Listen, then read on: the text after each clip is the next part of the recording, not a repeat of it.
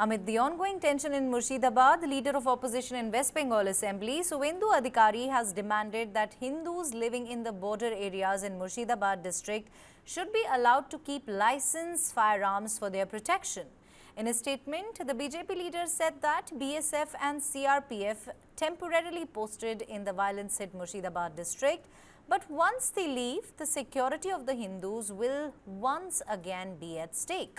He requested that those areas within 50 kilometers from Bangladesh border where the Hindu population is below 20%, the government should give permission to the residents to keep licensed firearms on the same lines like that of several villages of Kashmir along the Pakistan border.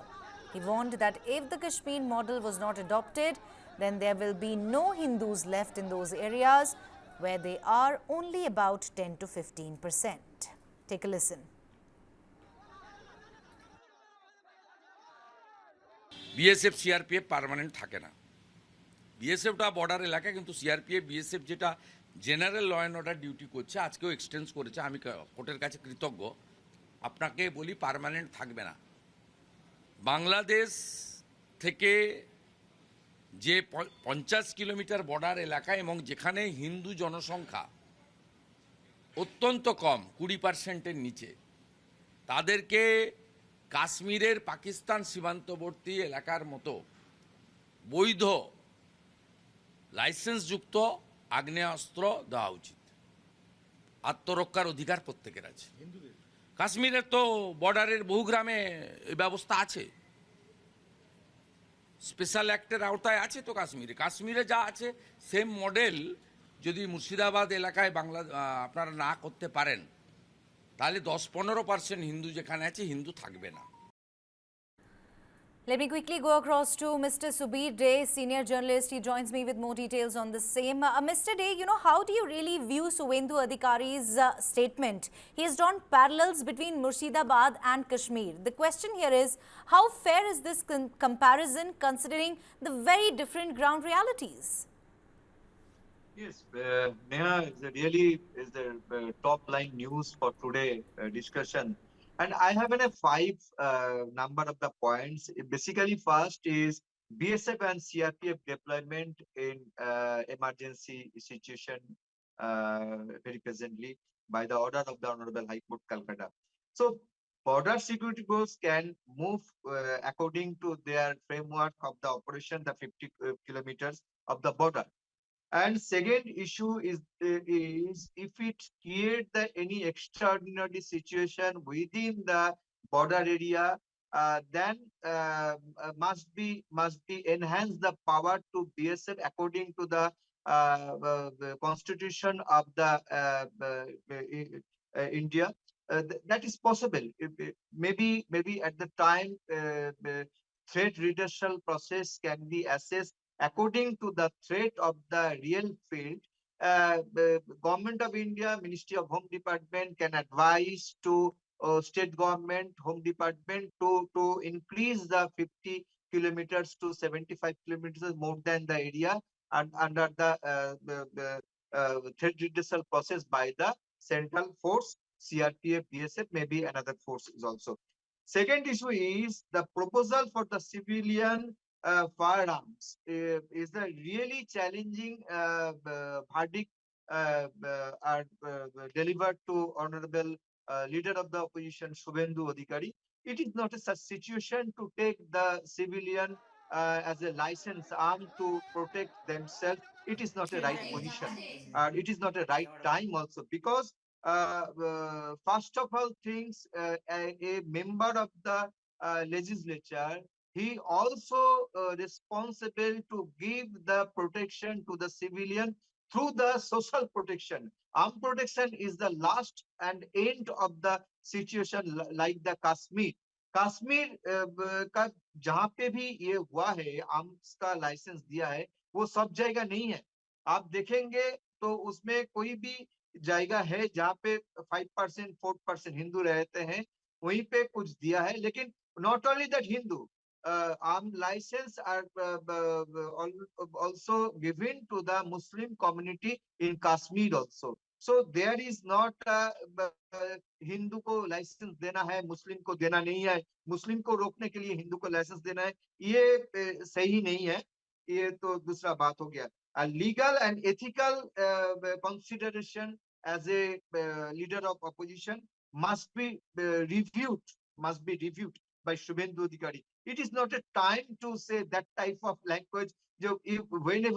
Whenever state government fail to protect some religion people, to you take the arms to protect yourself. No, it is not right at the moment.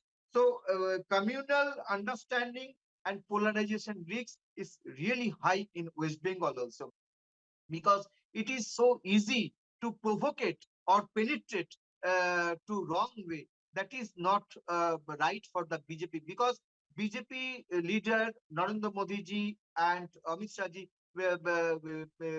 I think 3 day 3 दिन पहले जो मोदी जी एक बात कही है, जो मुस्लिम के लिए, मुस्लिम परिवार के लिए क्या करना चाहिए, क्या वेलफेयर एक्टिविटी होना चाहिए, जो इसको लेकर डायरेक्ट डायरेक्शन दिया है, क्लियर डायरेक्शन दिया है. इसमें कभी भी ये मोदी जी नहीं बोला है, अमित शाह जी भी नहीं बोला है जो हिंदू को प्रोटेक्शन देने के लिए उसका आर्म्स देना चाहिए, उसको अल्टरनेटिव सपोर्ट देना चाहिए. जो मुस्लिम कम्युनिटी के लिए बोला है, अल्टरनेटिव सपोर्ट देना चाहिए, अल्टरनेटिव इकोनॉमिक प्लान में डालना चाहिए, जो भी वक्फ के लेकर जो भी चर्चा हुआ. लेकिन हिंदू को ये देना चाहिए, ये I think it's really painful for at the time.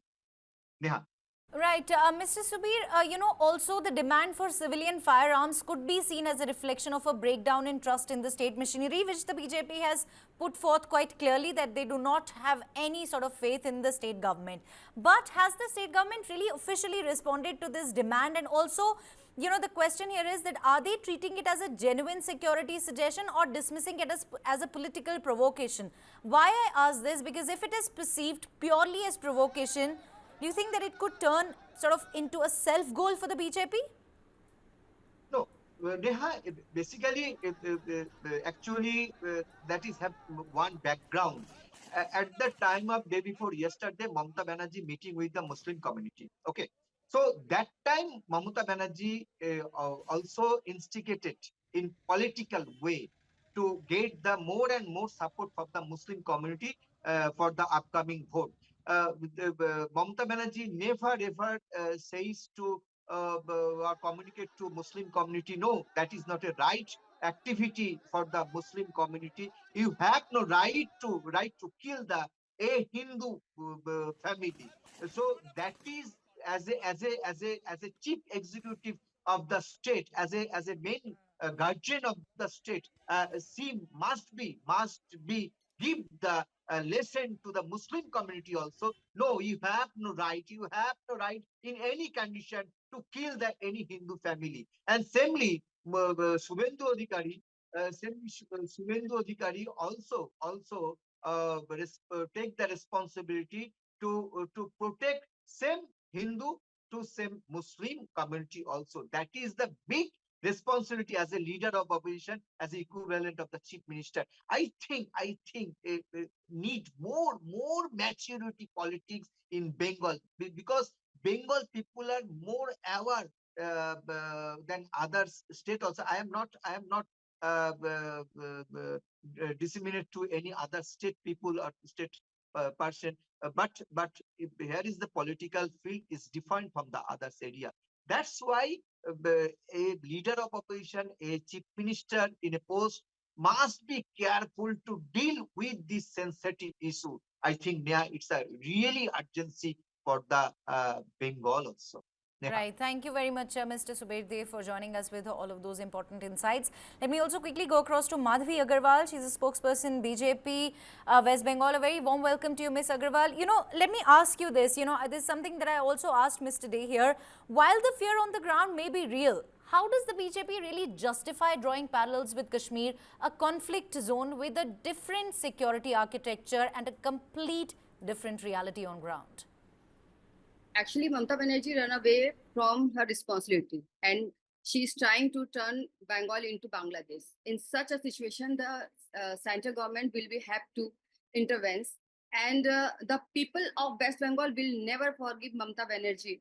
Mamata Banerjee will be remembered for years for the destruction of Bengal. She is really responsible for this condition in West Bengal, whatever is having here. And she is just, I'm just saying that Mamata Banerjee is burning the Bengal, and her mantri are support for the this kind of situation which is going on continuously in West Bengal.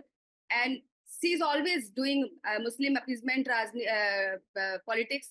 We can see it whenever Bengal is facing this kind of situation. Mamata Banerjee always blaming on BJP. She is trying to blame central government, and this is continuous. This is the habitude she is doing continuously. This politics in West Bengal. So we can say that not only in Murshidabad, Sandesh Khali and Article Medical College, we always seen this situation when Mamata Banerjee blaming central government, BJP and BJP cadre.